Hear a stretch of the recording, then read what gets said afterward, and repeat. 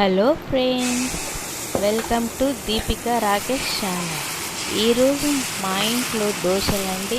ఎంతో స్పెషల్గా చేసుకుంటాం దోశలు ఈరోజు.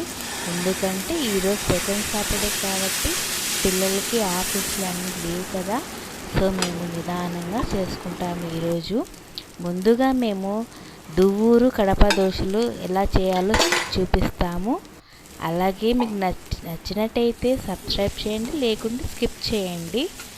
ఇంకా బాగా నచ్చితే లైక్ చేయండి. ఏమైనా చెప్పాలని ఉంటే కామెంట్ చేయండి. అలాగే ఈరోజు దువ్వూరు దోశ చూపిస్తున్నాను. బాంబే చట్నీ వేసి దువ్వూరు దోశలు స్పెషల్గా చేస్తారండి. అలాగే మా ఇంట్లో అలాగే చేసుకున్నాము. అయితే వాళ్ళు దువ్వూరు దోశలు అంటే ఎక్కువ ఆయిల్ వేస్తారు.